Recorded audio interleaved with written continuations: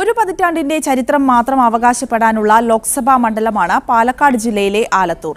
LDFന് വ്യക്തമായ മുൻതൂക്കമുള്ള മണ്ഡലമായി പരിഗണിക്കപ്പെടുന്ന ആലത്തൂരിനെ CPMലെ PK ബിജുവാണ് കഴിഞ്ഞ 2 തവണയും ലോക്സഭയിൽ പ്രതിനിധീകരിച്ചത്.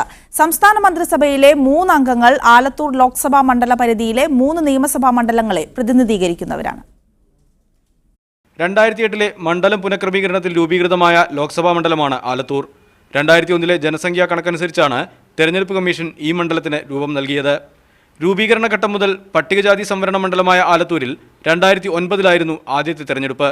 പാലക്കാട് ജില്ലയിലെ ചിറ്റൂർ, നെന്മാറ, തരൂർ, ആലത്തൂർ എന്നീ നിയമസഭാ മണ്ഡലങ്ങളും തൃശൂർ ജില്ലയിലെ ചേലക്കര, കുന്നംകുളം, വടക്കാഞ്ചേരി എന്നീ നിയമസഭാ മണ്ഡലങ്ങളും ചേർന്നതാണ് ആലത്തൂർ ലോക്സഭാ നിയോജക മണ്ഡലം. ഇതിൽ ചിറ്റൂർ, നെന്മാറ, ആലത്തൂർ മണ്ഡലങ്ങൾ പഴയ പാലക്കാട് ലോക്സഭാ മണ്ഡലത്തിൻ്റെയും ബാക്കി മണ്ഡലങ്ങൾ പഴയ ഒറ്റപ്പാലം ലോക്സഭാ മണ്ഡലത്തിൻ്റെയും ഭാഗങ്ങളായിരുന്നു. ആലത്തൂർ മണ്ഡലത്തെ പൊതുവിൽ LDF അനുകൂല മണ്ഡലമായാണ് പരിഗണിക്കുന്നതെങ്കിലും ചരിത്രത്തിൽ ഒറ്റപ്പാലവും പാലക്കാടും ഇരുമുന്നണികളെയും മാറി മാറി സ്വീകരിച്ചിട്ടുണ്ട്. ഈ 2019 വരുമ്പോൾ ഒറ്റ നോട്ടത്തിൽ നമുക്ക് അവിടെ ഒരു ഇടതുപക്ഷ സ്വാധീനം പ്രകടമാണ് എന്ന് പറയാമെങ്കിലും ഞാൻ നേരത്തെ പറഞ്ഞ അവിടെ ഈ ഇടതു മന്ത്രിസഭയിൽ 3 അംഗങ്ങൾ ആ മണ്ഡലത്തിൽ നിന്നുണ്ട്. പാലക്കാട് നിന്ന് പോലും അതില്ല. പാലക്കാട് ജില്ലയിലാണ് തരൂർ പെടുകാത്തത്. തരൂർ മണ്ഡലം പാലക്കാട് മണ്ഡലത്തിലല്ല, അത് ആലത്തൂർ മണ്ഡലത്തിലാണ്.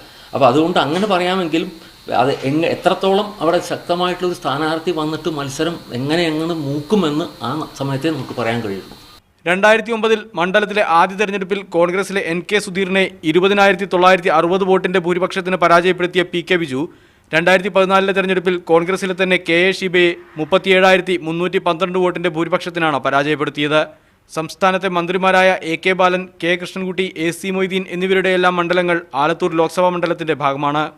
LDFന്റെ ഉറച്ച കോട്ടയായി കരുതപ്പെടുന്ന ആലത്തൂർ ലോക്സഭാ മണ്ഡലത്തിൽ മുമ്പ് ഒറ്റപ്പാലത്തും പാലക്കാട്ടുമൊക്കെ ഉണ്ടായിട്ടുള്ള രാഷ്ട്രീയ അട്ടിമറികളുടെ ചരിത്രം ആവർത്തിക്കുമോ എന്നാണ് രാഷ്ട്രീയ വൃത്തങ്ങൾ ഉറ്റുനോക്കുന്നത്. UDFന്റെ ഏക പ്രതീക്ഷയും അത്തരം അട്ടിമറികളുടെ ചരിത്രം മാത്രമാണ്. TK Harish, media 1, Palakkad.